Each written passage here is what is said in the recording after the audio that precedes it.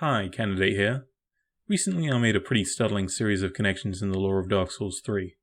A series of connections that explains things like Aldrich's motivations, what the Deep may be, the nature of the Dark Sigil, and what exactly happens during the Hollow Lord ending.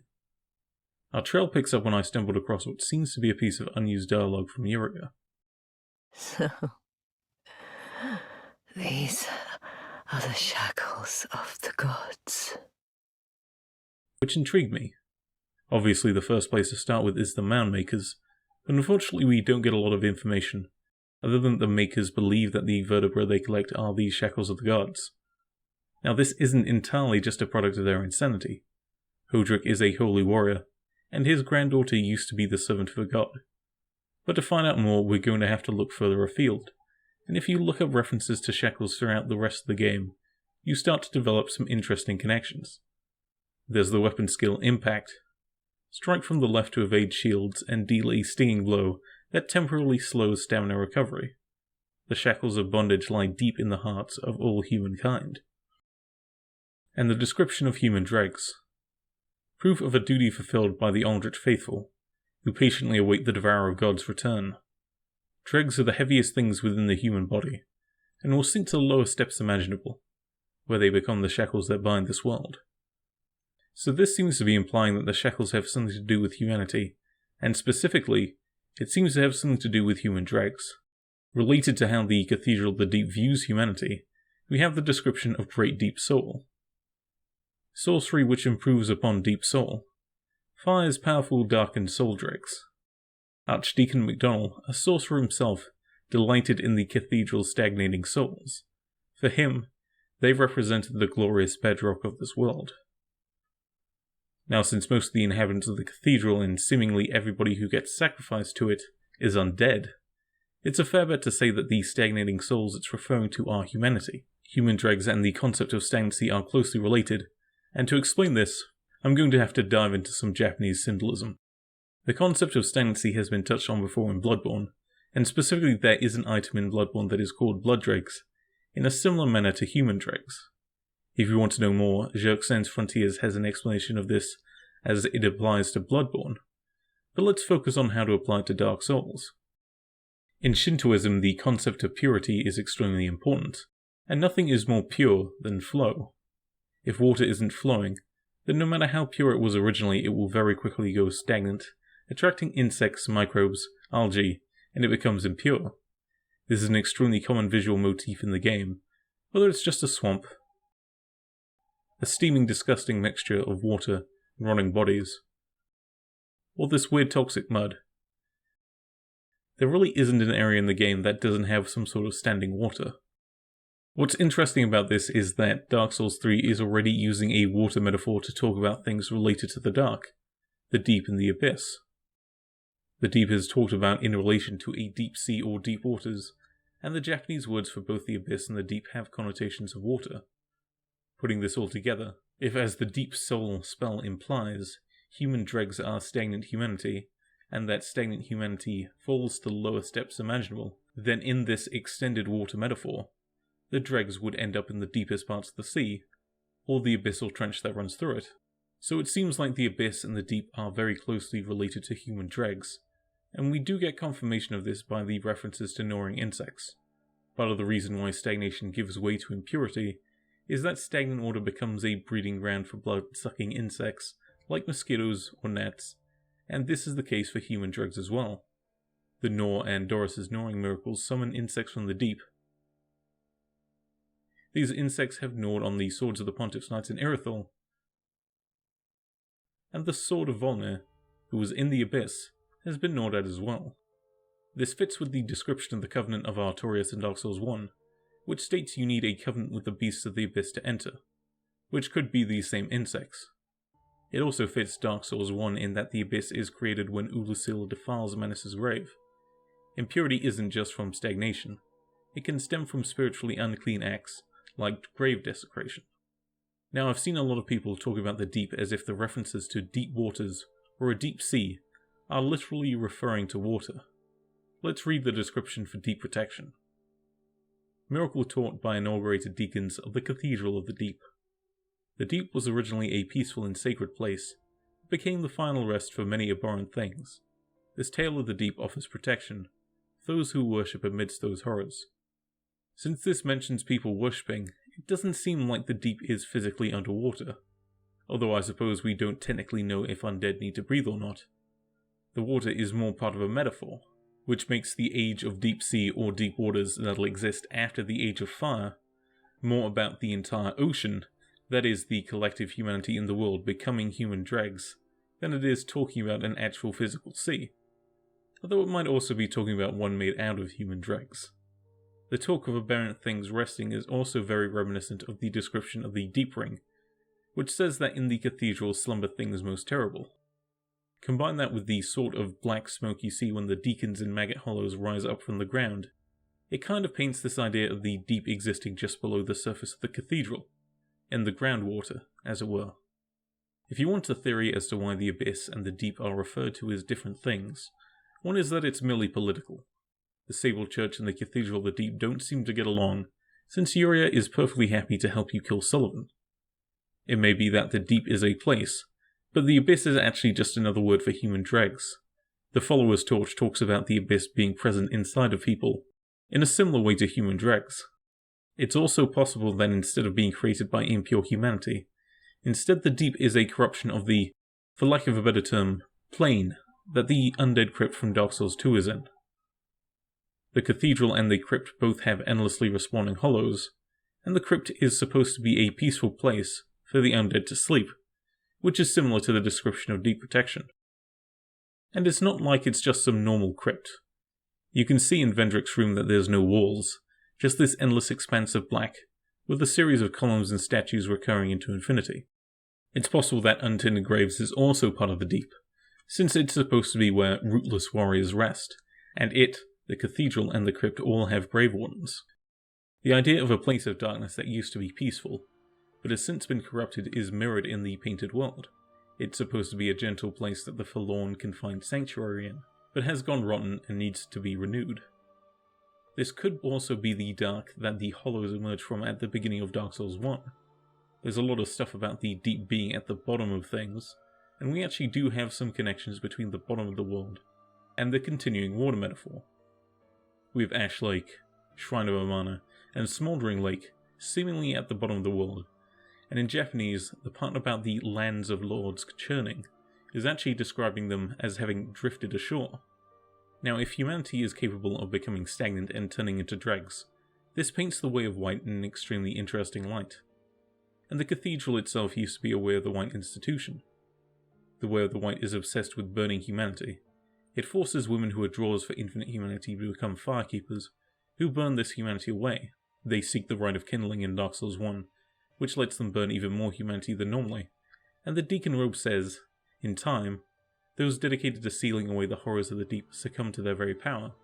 It seems that neither tending to the flame nor the faith could save them.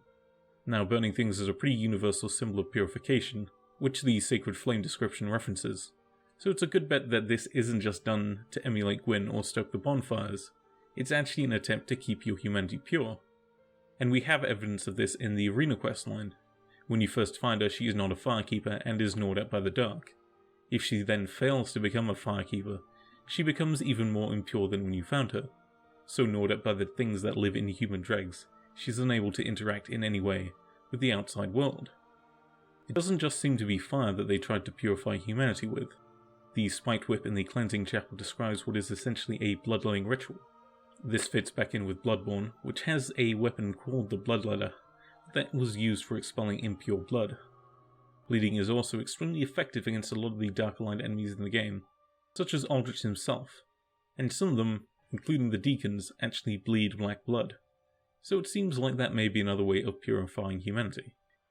It also syncs up with Father Ariandel, who seems to be bleeding impure blood from himself for a specific purpose, which I'll get to later. Now, since Aldrich started eating people, he would have taken in humanity and not done anything to expel or purify it, building up stagnant humanity.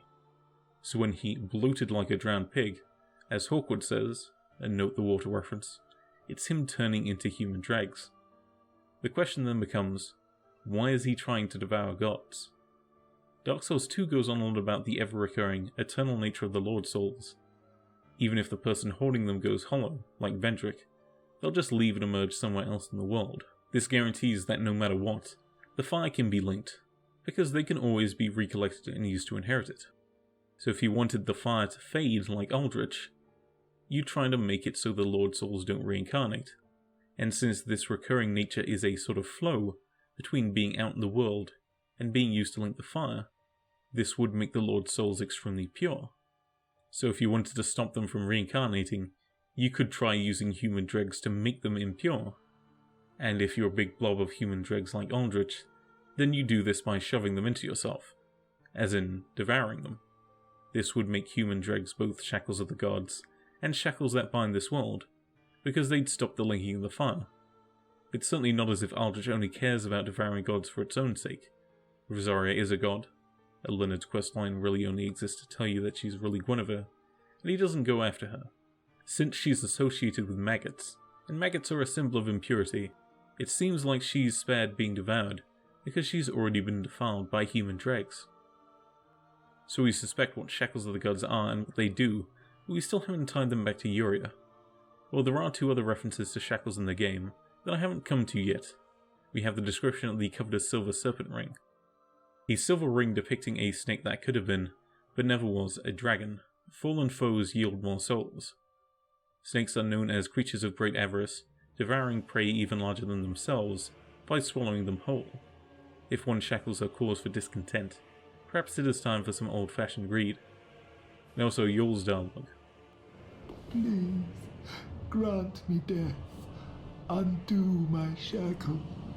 Obviously the silver serpent ring ties into the Sable Church, since Yuria seems to be working for Kath. But Yul's is what I want to focus on.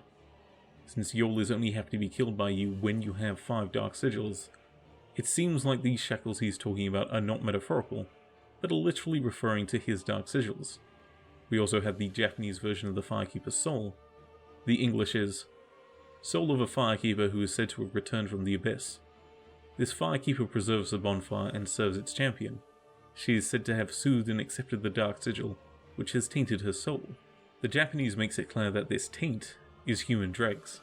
It uses the word kigare, which is the word used for blood dregs and bloodborne. So the firekeeper's soul has become tainted by human dregs when she took in a dark sigil. Going further, if we look at the description of human dregs again, dregs are the heaviest things within the human body, and will sink to the lowest depths imaginable, where they become the shackles that bind this world. Compare that to the description of the dark sigil. A black gaping hole in the flesh that resembles the brand of an undead. The darkness of humanity seeps from this bottomless pitch black hole, the gap filled by the accumulation of the curse. And the dialogue of the hollow assassin, who is presumably providing Henri with dark sigils, just like Yul was doing for you. Oh my, you are. But I'm afraid we require more time. As long as it takes a dark droplet to fall, that is all. Our gracious Lord. Makes the connection even clearer. The dark sigil has tainted a firekeeper's soul with human dregs, so presumably the darkness that seeps from the sigil, and the droplet that the assassin is talking about, is human dregs. And since the hole is described as bottomless, the bearer of the sigil is, almost like a firekeeper, a source of infinite human dregs. This is even reinforced by a common design component. The deacons, Aldrich, and pilgrims all have this dark skirt around the lower half. Once we have the 8 sigils, provided by Henri and Yul, you get access to the Hollow Lord ending. Yuria asks you to seize the fire from its mantle, and that the gods used to be the holder of the fire, but that it deserves a new heir. Then, when you inherit the fire, it just simply disappears inside you. What exactly is happening here? What I think is that if you're able to defile the Lord Souls or their fragments with human dregs, then maybe the same thing is happening with the first flame, which would be why Aldrich tried to link the flame in the first place. He was trying to use his human dregs to smother and corrupt it, preventing it from ever returning. But unlike you, he didn't have access to the infinite dregs that the dark sigils provide, and there is evidence for this in the game.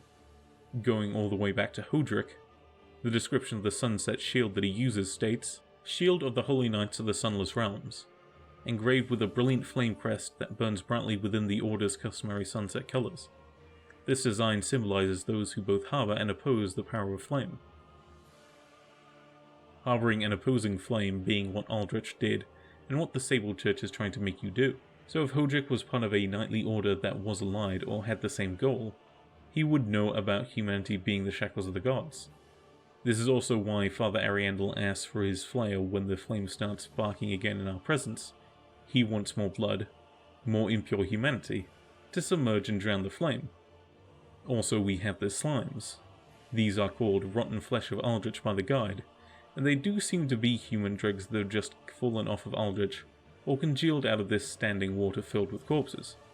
Where these come in is that they're usually weak to fire, but the ones you find in the demon ruins have managed to absorb it. Human dregs absorbing fire, just like in the Hollow Lord ending. And with the fire absorbed and defiled, it'll never burn again, and the Age of the Hollow can begin.